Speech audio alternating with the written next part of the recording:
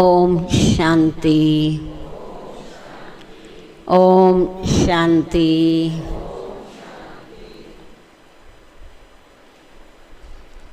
ज्ञान सागर, प्रेम के सागर, सुख के सागर, परमपिता शिव परमात्मा की प्यारी संतान माताओं, बहनों और प्यारे भाइयों, आज हम सभी यहाँ पर योग भट्ठी के लिए 2-3 दिन से शायद भट्ठी कर रहे होंगे। और भट्ठी में बाबा हम बच्चों को ज्ञान योग की पालना, बड़ों की पालना ऐसी दे देता है जिससे हमारी अवस्था बहुत मजबूत हो जाती है। और हम भाग्यशाली, सौभाग्यशाली, पद्मा पदम भाग्यशाली हैं जो बाबा ने हमारा हाथ पकड़ा है और हमने बाबा का हाथ पकड़ा है। तो बाबा ने आज भी हमारे भाग्य का वर्णन किया है। जिस भाग्य को हम बार बार स्मृति में लाकर हम उस ईश्वरीय नशे में रहें, मायावी दुनिया की जो बातें हैं, कोई स्वभाव संस्कार है, वो हमें भूल जाए, बाबा ही याद रहे। तो बाबा ने आज कहा था कि पहला हमारा परमात्मा पालना का भाग्य है, क्योंकि वो हमारा बाप भी है। माँ बाप के रूप में बच्चों की पालना होती है। और दूसरा भाग्य हमारा परमात्मा पढ़ाई का है। और हमारी पढ़ाई कोई लौकिक पढ़ाई नहीं, साधारण पढ़ाई नहीं, हमारी कितनी ऊंची रूहानी पढ़ाई है, ईश्वरीय पढ़ाई है, जो स्वयं बाप टीचर के रूप में हमें आकर पढ़ाता है। और हम गॉडली स्टूडेंट बने हैं और इस गॉडली स्टूडेंट को बाबा ऐसा पढ़ाता है जिस पढ़ाई से हमारा इतना ऊंचा पद हो जाता है जो दुनिया में और किसी का ये पद हो ही नहीं सकता। तो इस पढ़ाई से हम क्या से क्या बन जाते हैं। दुनिया की पढ़ाई से बड़ी बात है, कोई डीसी बन जाता है, जज बन जाता है, ऐसे डॉक्टर बन जाता है, सर्जन बन जाता है, परंतु देवता बनने की पढ़ाई तो दुनिया में कहीं है ही नहीं। तो इसलिए हम कितने भाग्यशाली हैं, स्वयं भगवान परम धाम से स्पेशल हम बच्चों के लिए आता है और हमें ये ईश्वरीय पढ़ाई बड़े प्यार से पढ़ाता है। जितना तुमने प्यार किया इतना प्यार करेगा कौन। तो परमात्मा पढ़ाई। और तीसरा हमें परमात्मा वरदान, जो रोज़ हमें मुरली के द्वारा वरदान मिलते हैं। हमारी बुद्धि की झोली वरदानों से बाबा भरता है। और हम हैं ही होली हंस। बाबा ने हमें ऐसा सिखा दिया। पहले हमारी दृष्टि, वृत्ति, चलन कैसी थी, हम एक दूसरे के अवगुण ही देखते थे, परंतु अब बाबा ने होली हंस बनाकर हमारी वृत्तियों को चेंज कर दिया, दृष्टि को चेंज कर दिया। चाहे कितने भी अवगुण वाला हमारे सामने आता है, तो बाबा ने कितना अच्छा हमें समझा दिया है कि बच्चे जो वो हंस होता है उसमें भी विशेषता होती है ना। कितने भी कंकर पत्थर हों, उसकी दृष्टि कहाँ जाती है और मोती पर ही जाती है। तो हमने भी हर प्रकार के आत्माएं हमें मिलती हैं और उनमें हमें अवगुण रूपी कंकर पत्थर छोड़कर गुण रूपी मोती ही चुगना है। क्योंकि बाबा ने हमें लक्ष्य इतना ऊंचा दिया हुआ है। एक बच्चे तुम्हें नर से नारायण बनना है, नारी से लक्ष्मी बनना है, मनुष्य से देवता बनना है। तो देवता माना सर्वगुण संपन्न। जब सबसे हम एक एक से गुण उठाएंगे तो हम सर्वगुण संपन्न बनते ही जाएंगे और बन रहे हैं। और बाबा हमें गुणों का भंडारी मिला हुआ है, जो रोज़ हमारे अंदर ये गुण भरता रहता है। और हम गुणवान बनते जाते हैं। तो बाबा ने आज होली का भी महत्व बताया है कि अब पहले तो हम साधारण रीति से सारे त्यौहार भक्ति मार्ग में या ज्ञान काल में मनाते ही रहते थे, परंतु ज्ञान में आए तो भले वही त्यौहार अभी भी मनाते हैं, सब कुछ करते हैं, परंतु बाबा ने उसमें आध्यात्मिकता भर दी, आध्यात्मिक रहस्य समझा दिया कि होली माना ही पवित्रता है। तो होली है क्योंकि बाबा कहते हैं ब्राह्मणों का जीवन ही फाउंडेशन ही क्या है, पवित्रता का है। और हम नारा भी लगाते हैं, सबको भी सुनाते हैं, पवित्र बनो और योगी बनो।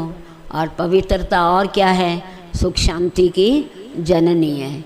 इसलिए बाबा ने जो घर गृहस्थ में रहकर हम सभी को पवित्रता का जीवन दान दे दिया, कितने दिल से बाबा का शुक्रिया है, दिल से निकलता रहता है कि बाबा ने हमारी जीवन साधारण होते हुए भी इतनी ऊंची बना दी है। हम देखने में साधारण हैं, परंतु गुप्त में हम बहुत ऊंचे हैं, ऊंचे तो ऊंचे बाप के बच्चे बने हैं। इसलिए होली पवित्रता है। तो बाबा ने राज भी बताया है कि होली पर क्या करते हैं, कीचड़ पट्टी जैसे दुनिया वाले जलाते हैं ना, जो लोकल लोग होते हैं वो कई दिन पहले गोबर के छल्ले बनाकर हार बना लेते हैं और होली से एक दिन पहले मंदिर में वो ले कर के जाते हैं और सारा ढेर हो जाता है और शाम के टाइम उसको जला देते हैं। और एक ड्राई फ्रूट वाला हार भी ले जाते हैं, वो सिर्फ देवी देवताओं के वाइब्रेशन डलवा कर वो वापस ले आते हैं और वो बच्चों को दे देते हैं कि वो खा लें। तो इस प्रकार से अब बाबा हम बच्चों को क्या कहता है कि अपवित्रता को जलाना है। जो भी हमारे मन के अंदर व्यर्थ बातें आती हैं, बीती हुई बातें आती हैं, विकारी कोई भी प्रकार की बातें आती हैं, उस अपवित्रता को जलाना है।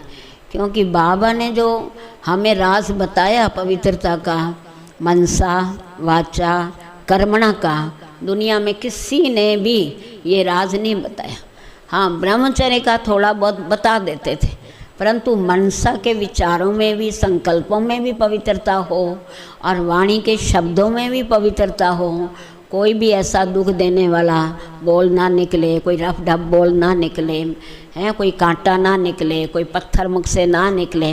ये कितना ध्यान हम बाबा ने हमारा खिंचवा दिया। इसलिए जब बाबा की ऐसी बातों को याद करते हैं और अपने जीवन को देखते हैं तो बाबा का दिल से बार बार धन्यवाद शुक्रिया निकलता रहता है। तो हम पवित्रता को धारण करते हुए अपवित्रता को जलाते रहें। बाबा इतना भी कहते हैं माया से भी मुक्त बनो, माया के युद्ध से मुक्त बनो, मेहनत से मुक्त बनो। ये भी अपवित्रता है, इसको भी होली के हिसाब से जला देना है। तो बाबा ने हम बच्चों को पुरुषार्थ करके लिए पढ़ने के लिए भी हमें दो बातें समझाई हैं। क्या थी वो एक तो फुल स्टॉप माना बिंदी लगानी है, बीती को क्या करना है हमने, बिंदी लगानी है, पॉइंट लगानी है, बीती को छोड़ देना है, तो वो है फुल स्टॉप। और दूसरा फुल स्टॉक, वो जमा कैसे करना है। जब तक हम फुल स्टॉप नहीं लगाते तब तक हमें शक्तियों का, गुणों का, ज्ञान का ये खजाना जमा हमारा स्टॉक हो ही नहीं सकता। इसलिए स्टॉक, शक्तियों का स्टॉक जमा करने के लिए हमें हर बात में फुल स्टॉप लगाना ही होगा। ये बाबा की बहुत ऊंची श्रीमत है कि हर बात में फुल स्टॉप लगाओ। जब जो हमने लक्ष्य रखा हुआ है उस लक्ष्य तक तो हम तभी, मंजिल तक हम तभी पहुंच पाएंगे जब फुल स्टॉप लगाते हुए आगे बढ़ेंगे। और शक्तियाँ जमा की हुई, गुण जमा किए हुए, खजाने जमा किए हुए, वो समय समय पर हमें यूज़ करने होते हैं। ये खजाने घर का कितना सामान होता है, वो जब ज़रूरत होती है तो उसको यूज़ करते हैं ना, रखते इसलिए कि समय पर काम आए। तो ऐसे बाबा ने जो हमें इतने खजाने दिए हैं समय पर यूज़ करने के लिए दिए हैं। और फिर बाबा ने 3 खजाने और भी जमा करने के लिए बताया है कि हम इतना पुरुषार्थ करें। पुरुषार्थ से प्रारब्ध अगर बनाई, पर जितना पुरुषार्थ करते हैं, प्रारब्ध जमा करते हैं, माना जमा करते रहते हैं, जमा का खाता हमारा बनता रहता है। और दूसरा हमें संतुष्ट रहना भी है और संतुष्ट करना भी है। सिर्फ संतुष्ट रहना, यहाँ तक बाबा ने कहा नहीं, संतुष्ट करना भी है। अगर हम संतुष्ट करते हैं तो क्या मिलती हैं? दुआएं मिलती हैं। तो बाबा ने कहा दुआएं भी लो और दुआएं दो भी हैं। ये बहुत बड़ा खजाना है, ये सुख दो और सुख लो हैं। तो ऐसे हमने इन खजानों को जमा करना है। तो जितना जितना हमारे पास खजाने जमा होते हैं, जैसे दुनिया में हैं, जितना ज़्यादा पैसा किसी के पास होता है वो बहुत बड़ी प्रॉपर्टी वाला साहूकार कहलाता है, नहीं होता है तो वो गरीब कहलाता है। तो हमें तो भगवान ने ऐसे खजाने दिए हैं जो अविनाशी खजाने हैं। ये विनाशी खजाने नहीं हैं, ये अविनाशी खजाने, और अविनाशी बाप से हमें मिले हैं। तो जितना ही हम बाबा के मुरली को बार बार रिवाइज करते हैं, उतना खजाने हमारे पास जमा होते रहते हैं। और इतने हम शक्तिशाली बनने रहते हैं, जो माया का किसी भी प्रकार का वार होता है तो हम शक्तिशाली होते हैं। इसमें बाबा ने बताया था ना कि हमेशा कंबाइंड रूप बन करके रहो, भले आप कमज़ोर हो परंतु बाबा साथ है, बाबा साथी है, कंबाइंड रूप में है, तो माया हमारा कुछ भी बिगाड़ नहीं सकती। बाबा ने एक व्यक्तवाणी में पहले कभी कहा था कि मिसाल दिया था इसी बात में कि जब कमज़ोर हो पर साथी तो सर्वशक्तिवान है ना।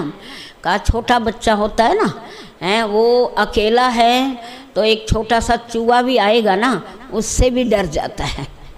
परंतु बड़ा जब साथ होता है तो सामने बैल खागड़ जिसको लोग कह देते हैं तो वो भी सामने आ जाए तो भी वो घबराता नहीं है। तो इसलिए हमें बाबा को कंबाइंड रूप में अपने साथ रखना है।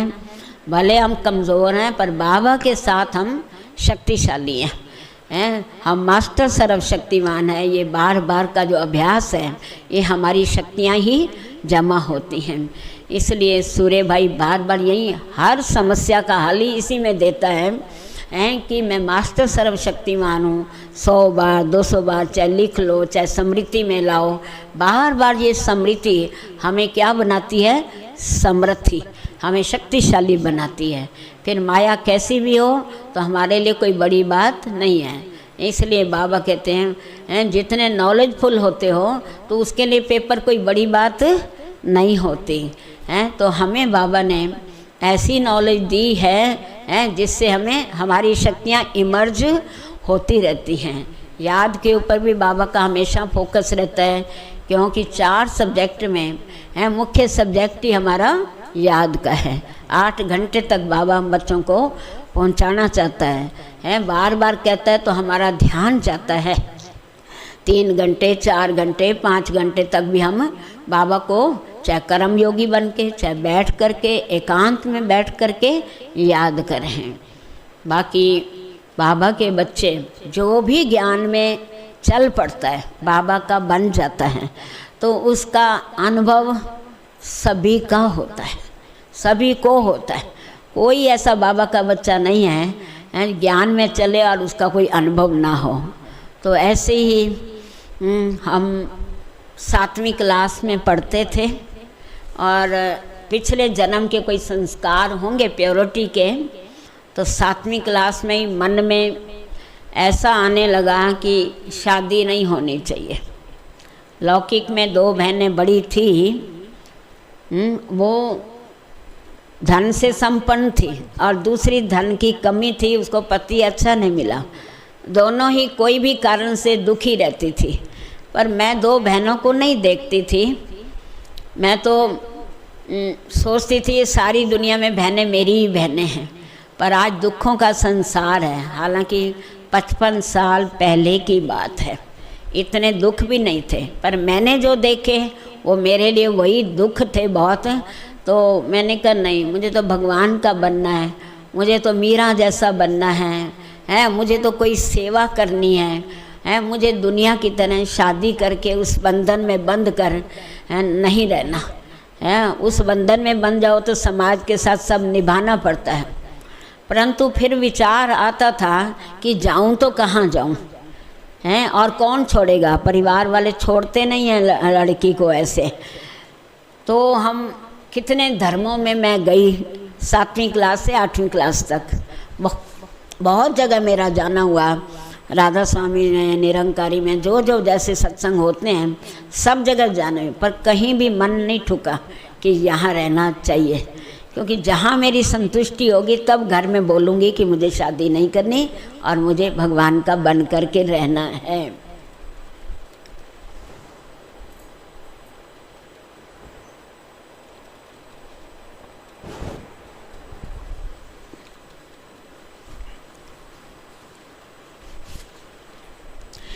एक साल के बाद बाबा ने मुझे अपना घर दिखाया है। कोई सखी थी और वो कहते आज बहुत जगह अच्छी जगह आपको लेकर चलती हूँ।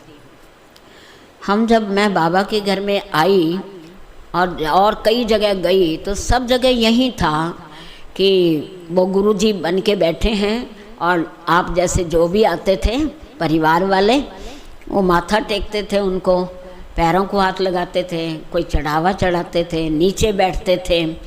परंतु यहाँ जब मैं आई, जो बड़े बहन जी थे तब एक राज दीदी थे, दिल्ली में रहते थे। पहले तो सोनीपत रहते थे, बाद में वो दिल्ली चले गए थे 2-4 महीने में मेरे ज्ञान में चलने के बाद। तो वो फिर जहाँ पर दीदी जैसे बैठे थे वहीं पर कुर्सी पर आकर आप जैसी माताएं आकर बैठ गई। मैंने कहा इसका मतलब ये गुरुजी नहीं है। किसी ने हाथ नहीं जोड़े, किसी ने पैरों को हाथ नहीं लगाया, किसी ने माथा नहीं टेका, तो ये गुरुजी नहीं होंगे। फिर हम बाहर निकले और हाल में बाबा का चित्र था, ब्रह्मा बाबा का। मैंने कहा इनके गुरु यही होंगे। फिर मैंने छोटी बहनों से बात की, मैंने कहा यहाँ गुरुजी कौन है? तो मैंने कहा वो बड़े बहन जी गुरुजी नहीं है। कहने लगे नहीं। मैंने कहा ये भाई कौन है जो ये फ़ोटो है? अब पता तो नहीं था ब्रह्मा बाबा है। तो कहने लगे ये ब्रह्मा बाबा है जिस तन में परमात्मा की प्रविष्टता होती है। हम इनको याद नहीं करते, हम परमात्मा ऊपर ज्योति बिंदु बताया। तो फिर ठीक है। फिर मैंने कहा गुरु कौन है? तो कहने लगे गुरु देहधारी शरीर वाला कोई भी नहीं है यहाँ पर। यहाँ गुरुओं का गुरु परमात्मा निराकार जो जन्म मरण से न्यारा है। ऐसे 2-4 बातें सुनाई। हमने कहा ठीक है। फिर दूसरी बात हमने कहा यहाँ कौन कौन रहता है? तो उन्होंने कहा कि एक माता जी हैं, एक बड़े बहन जी, हम 2 छोटी बहनें, 4 रहते थे। मैंने कहा कोई भाई भी रहता है? क्योंकि मेरे मन में खटका रहता था जहाँ भाई होगा घर के आने ही नहीं देंगे। तो उन्होंने कहा यहाँ भाई कोई भी नहीं रहता। ये 2-3 बातों से भी बहनें रहती हैं, भाई कोई भी नहीं रहता। फिर मैंने कहा सारा दिन आप क्या करती हो? ऐसा प्रश्न उठते थे ना, क्योंकि मुझे कहीं भी रहना था। उन्होंने कहा कि देखो जो घरेलू दिनचर्या है, रोटी सब्जी सफाई बर्तन, ये तो कहीं भी जाओ तो करना ही होगा। परंतु यहाँ पर ऐसा ज्ञान सुनाया जाता है और आने वाले जैसे आप आए हो तो उनको ऐसा ज्ञान, उनके कोई दुख दर्द चिंता सब कुछ दूर हो जाता है। उनको इतनी खुशी मिल जाती है, शक्ति मिल जाती है। बस 2-3 बातें मैंने पूछी और मेरा मन संतुष्ट हो गया। मैंने वहीं पर भगवान के मेडिटेशन के कमरे में जाकर मैंने कहा ये बाबा का कमरा, उन्होंने बोला। तो मैंने वहाँ जाकर के भगवान के आगे हाथ जोड़ के भगवान को कहा हे परमात्मा, मैं जो चाहती थी वो आपने मुझे दिखा दिया। अब मैं आज ही प्रतिज्ञा करती हूँ, मैं जो हूँ जैसी हूँ आपकी बन के रहूँगी, यहीं पर आऊँगी और यहीं सेवा करूँगी। अपनी जीवन मुझे आपके पास यहीं बितानी है। बस ये प्रतिज्ञा करके मैं लौकिक में घर में चली गई और रोज़ आने का सोचा कि रोज़ आ जाऊँ। फिर उस बहन के साथ मैं रोज़ आने लगी। अब हमारे घर में भक्ति भावना बहुत ज़्यादा थी। फिर 50 साल हमारे घर में भक्ति मार्ग की कथा हुई है और मैं रोज़ वो कथा करके सुना करके सेंटर पर शाम को मैं आ जाती थी। सिर्फ 3-4 महीने हुए थे मेरे को आते हुए, तो मेरे को बंधन आने लग गया, क्योंकि मैं घर में बोलती थी कि मुझे शादी नहीं करनी, और मेरे को रास्ता मिल गया था। तो हमारा बड़ा भाई, उसको किसी ने भड़का दिया कि आपकी बहन वहाँ जाती है ओम शांति में, यहाँ शादी नहीं करने देते। तो उन्होंने आकर माता जी को कहा इसको वहाँ नहीं जाने देना। तो मैं अब बंदेली हो गई, पर अंदर का संकल्प तो दृढ़ हो ही गया था। तो बंधन में 8वीं क्लास में मेरे को ये बाबा का घर मिला था। 1 साल के बाद फिर 9वीं क्लास 10वीं क्लास यहाँ 2 साल पढ़ाई पढ़ी, और शाम को बाबा के घर में आ जाते थे। फिर सिलाई और कढ़ाई का कोर्स हुआ ITI में। तो दोपहर को जब छुट्टी होती थी, आधा घंटा मैंने फालतू बता रखा था घर में कि 2 बजे छुट्टी होती है, तो 2:30 बजे बता रखा था। तो 2:30 बजे, ताकि मेरा बाबा का घर हो जाए। तो दोपहर को मैं जाती थी, जबकि बहनों का रेस्ट का टाइम होता था। फिर मैंने उन बहनों को कह दिया, तो बाहर एक कोयला और ये लकड़ी इस चीज़ का कमरा था। मैंने कहा मेरे को मुरली यहाँ रख दिया करो, मैं आपको डिस्टर्ब नहीं करना चाहती, आप सवेरे जल्दी उठते हो। तो हम वहाँ पर, और एक वृक्ष भी था, वहाँ बैठ के मुरली पढ़ के मैं चली जाती थी। तो ऐसे हमने 4-5 साल मतलब घर में रह कर बंधेले रूप में रहे, और बाद में फिर शादी की परीक्षा भी ज़बरदस्त आई। परंतु जहाँ बाबा ने जैसे आज मुरली में कहा, जहाँ दृढ़ता है वहाँ सफलता है। तो हमारी दृढ़ता में हमारा बहन का पति बहुत साधु महात्माओं को भी हरा देते थे, इतनी कथा करते थे।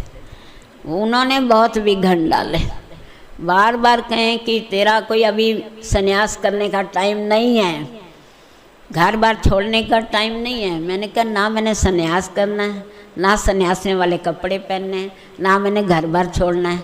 आपकी बेटियों की शादी होती है तो घर में आती रहती है ना, हम ऐसे ही करेंगे। भगवान के साथ शादी होगी, और सगाई मेरी हो चुकी है, शादी आपने करनी है, वहाँ तक छोड़ना है। और मुझे उसका मैंने दृढ़ संकल्प कर लिया, कुछ भी हो जाए, जैसे मीरा के साथ हुआ था ऐसे ही मेरे साथ। मैंने भगवान का हाथ छोड़ना ही नहीं है, कुछ भी कर लो, मुझे वहीं पर ही जाना है। मैं घर में आती जाती रहूँगी, मगर फिर भी बाबा कहते हैं इसमें मेरे 6 साल बीत गए। एक दिन आया जो हमने संकल्प कर लिया, कुछ भी हो आज मुझे आश्रम जाना ही है।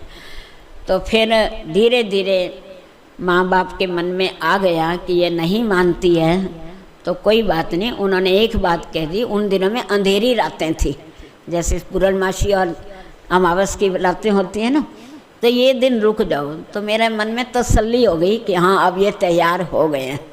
तो मेरे को 4-5 परिवार के मेरे को छोड़ के आए। एक बड़ी परीक्षा साथ में आ गई। बड़ा भाई जो मेरा था वो घर से निकल गया कि आप ये काम करोगे तो मैं इस घर में नहीं रहूँगा। उससे पहले पिताजी ने भी बड़ी परीक्षा ली थी, फिर वो शरीर छोड़ गए थे, मैं 10वीं पढ़ती थी। उन्होंने कहा अगर आप आश्रम पर गए तो हम गाड़ी के नीचे सिर दे देंगे। मतलब इतनी परीक्षा बहुत ज़्यादा आई, परंतु मैं हर बात बाबा के साथ करती थी। बाबा ये आपकी इज़्ज़त का सवाल है, ये कुछ भी नहीं करेंगे, मैं कोई बुरा काम तो कर नहीं रही है। तो इस प्रकार से मैं बाबा के घर में आ गई। और अभी मेरे को 6 महीने हुए थे बाबा के घर में आए, और मेरे को करनाल पुष्पा दीदी रहते थे, करणताल वहाँ पर भेज दिया गया।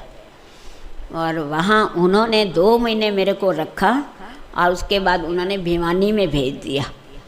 भिवानी में एक कमरा था जहाँ रहना भी था, क्लास भी थी, सोना भी था, सब 3 in 1 एक ही कमरे में। तो हम 4-5 महीने वहाँ रहे। उसके बाद फिर हमें वहाँ से सोनीपत बुला लिया गया, कोई भी कारण से बुला लिया। आने के बाद 6 महीने सोनीपत रहे, फिर मुझे सांपला भेज दिया गया। सांपला में भी नई सेवा थी, वहाँ भी धर्मशाला में, और बाद में एक कमरा किसी ने दिया, 3 in 1 4 in 1 एक ही कमरे में हमने त्याग तपस्या के साथ बाबा की क्लास चलाई है। और धीरे धीरे फिर वहाँ मेरा 1 साल वहाँ रहना हुआ। उसके बाद फिर मेरे को सोनीपत बुला लिया गया और वहाँ से गुहाना में सेंटर खोलना है, वहाँ भेज दिया गया। वहाँ भी 50 गज का एक हाल था है, उसमें भी 3 in 1, रहना भी वही है, पकाना भी वही है, सोना भी वही है, क्लास भी वही है। तो हम एक बात मन में सोचते थे भी कुछ भी थोड़ा बहुत कष्ट जो हो रहा है, नहाने की भी जगह नहीं थी, सामने घर में 5 साल मैंने वहीं पर ही स्नान किया। एक बात सोचती थी कि मेरे एक के रहने से 50 को सुख मिल रहा है, और मैं अपने सुखों को देखकर अगर मैं चली जाती हूँ सोनीपत, तो ये तो इनको सुख वो नहीं मिलेगा कि बाबा के घर में आते हैं तो बहन बैठी हुई है मुरली सुनाने के लिए, कुछ सफल करना है तो बहन बैठी, बाबा का घर है, परिवार वाले चलाते हैं तो कैसे सफल करें। इस प्रकार से मेरा वहाँ गुहाना में 1 साल 6 महीने के बाद ऐसा बुखार हुआ जो 4 महीने बुखार ने नहीं छोड़ा। फिर भी मैंने हिम्मत रखी। 2-3 महीने पहले मेरे को जब आराम करने के लिए यहाँ सोनीपत रखा गया, इलाज किया गया, तो राखी आ रही थी। मैंने कहा जाना है। मैंने कहा झोपड़ी वाले भी अपने एक कोठड़ी में रहते हैं ना, मेरे को सिर्फ आदत नहीं थी, खुले में रहने की आदत थी, एक कमरे में बंद हो गई थी, इसलिए ऐसा हुआ। परंतु जाना है और सेवा करनी है, आदत हो जाएगी, अपने आप ठीक हो जाएगा। फिर बाबा ने बिल्कुल ठीक रखा मेरे को। मैं 5 साल वहाँ पर 3 in 1 एक ही कमरे में रहकर सेवा की। और उसके बाद मेरे को हुक्म आ गया कि गनौर में सेंटर खोला है, अब आपको वहाँ जाना। तो हम वो मकान जो 5 साल में रही वो बिक रहा था, हमने बयाना भी दे दिया था भी अब कोई बात नहीं, ऊपर 2 कमरे भी हैं, नीचे हाल भी है, अब आराम से रहना हो जाएगा। परंतु अभी भी बाबा ने और तपस्या करानी थी, तो हमें गनौर का बुलावा आ गया। हमने गीत गाया, चल उड़ जा रे पंछी ये देश हुआ बेगाना, आगे जो भी है वो बोला हमने कहा ठीक है। आगे गनौर में गए, वहाँ भी एक ही कमरा, 3 in 1 मगर मैं घबराई नहीं कहीं भी, क्योंकि बाबा के बच्चे सेवा, बाबा के बच्चे ज्ञान में चलते थे, तो मुझे बहुत खुशी होती थी कि देखो इनको बाबा का संदेश मिला। बाबा वहाँ भी 4 से 6, 8, 10, 15, 20, 50 ऐसे हो गए। और उसके बाद धीरे धीरे हमने 8 साल के बाद फिर गनौर में जगह लेने का सोचा। तो इस प्रकार से हम सब जगह बाबा ने ये जो त्याग तपस्या करवाई, इतना अच्छा गुण धारण हो गया सहनशीलता का, जहाँ भी जाओ एडजस्टमेंट हो जाती है। और अब मेरे को लास्ट में 20 साल मैं गनौर में रही। उसके बाद जो बड़ी बहन जनक बहन, यहाँ कई जानते भी होंगे क्योंकि वो पंजाब के थे, और वो बीमार हो गए, थोड़ा उनको कैंसर काफ़ी टाइम से था मगर ठीक चल रहे थे। वो अचानक ही बीमारी उगड़ आई और गुलजार दादी ने मेरे को बुलाया कि आपको अब सोनीपत रहना है। तो चारों तरफ से घूम करके आखिर जहाँ से निकले थे, जहाँ से ज्ञान प्राप्त किया था, वहीं पर ही अब मैं 15 साल से यहाँ सेवाएं दे रही हूँ। और मेरे को बाबा के घर में आए हुए तो 50 साल हो गए हैं।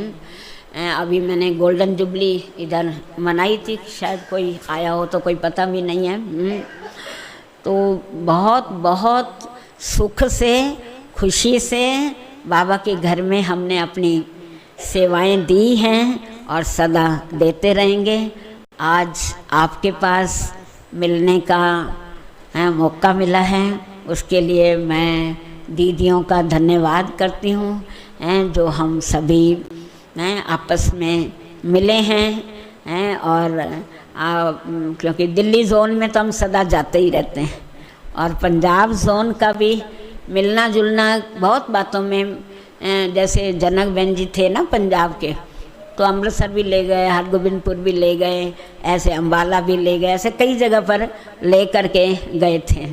तो यहाँ बाबा ने पंजाब ज़ोन का ये जो कॉम्प्लेक्स बना दिया है, इससे आपसे मिलना होता रहता है, इसलिए बाबा का बहुत बहुत बहुत बहुत धन्यवाद करते हैं। ओम शांति। ओम शांति। थैंक यू दीदी, सबने सुना।